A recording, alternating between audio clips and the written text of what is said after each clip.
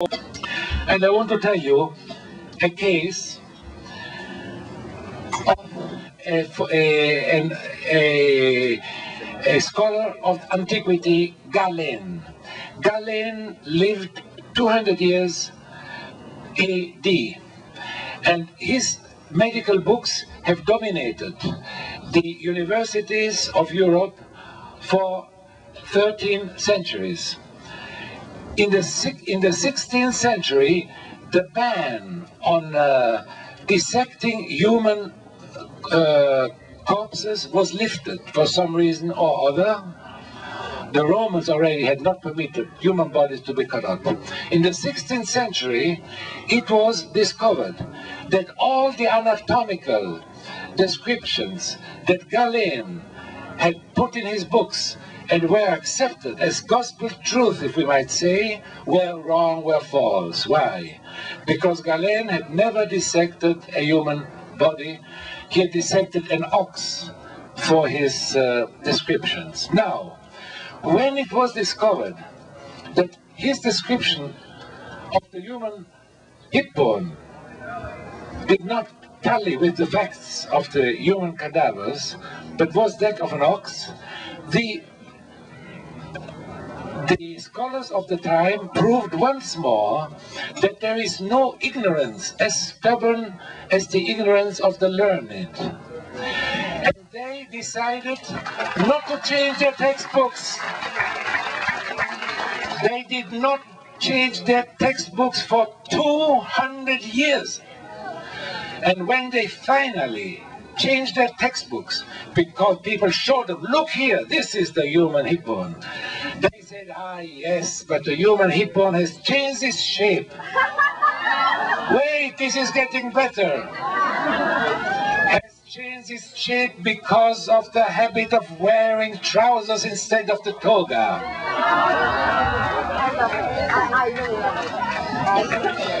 And you should believe it because it is the truth. It is the medical truth. Mine is already changing now from these pants. Now, yes. You laugh about those dances today. We laugh about them.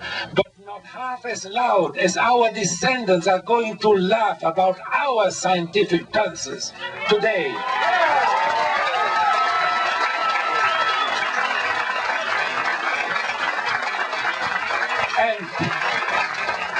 And also laugh about large segments of the populations, of our populations, Americans and Swiss, and most of them who are falling for them. All the diseases on which animal experimentation is concentrating, meaning circulatory diseases, heart diseases, rheumatic, arthritic diseases, not to speak of cancer, are increasing. And the advantages of medical science, we must recognize there are advantages. Not one of them is due to animal experimentation. The advantages come from hygiene. They learned, not from animal, how to go back to the hygiene of antiquity. In Persia, in India, 4,000 years ago, people knew how to operate. And all this knowledge was lost over the Middle Ages because hygiene was dismissed as a superstition, as a primitive superstition. And then we had the terrible epidemics, and we had the operations, and people who died from simple operations, from a simple amputation, women and children who died in childbed, and that of course brought down the life expectancy of the people when children die and young mothers die. All this was eliminated in 1850 when a Hungarian Semmelweis got the idea that perhaps if doctors and nurses and midwives would start washing their hands, perhaps we'd cut down on infant mortality. Ignaz Semmelweis was called crazy by his medical colleagues at the maternity hospital of Vienna. He was a Hungarian So, of course, you had immediately the racism of the Austrians against the Hungarians. He was so convinced of what he said. After he had cut down the infant mortality and the puerperal fever mortality by 98% in 2 years, he was so convinced of it that he accused his doctor colleagues of being assassins. And when he did that, because they did not want to wash their hands, he was expelled from Austria. He was sent to Budapest.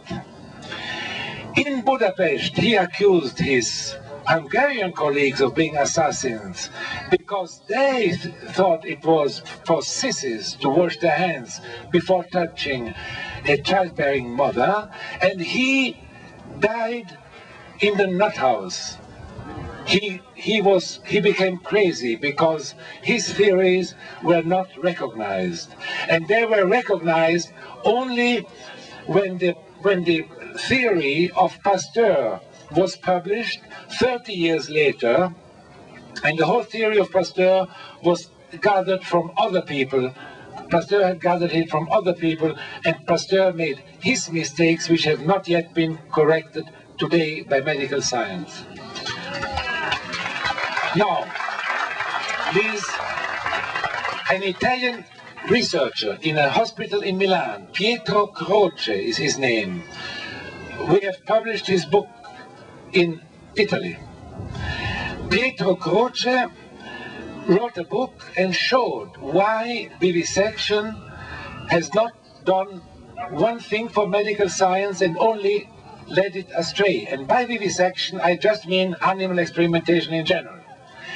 In a great meeting in Turin last year, where an Italian parliamentarian was present who had introduced a bill in parliament for the abolition of vivisection, this Pietro Croce took a solemn pledge that if anybody would prove to him of one single medical conquest, undisputably done through animal research that has been of lasting value to human beings, and that could not have been done quicker and more safely, especially by other methods, he would give up his anti-vivisection campaign forever. And I immediately subscribed to his pledge, and I'm repeating it now. After my Slaughter of the Innocent came out in Italy, the leading Italian papers published my challenges.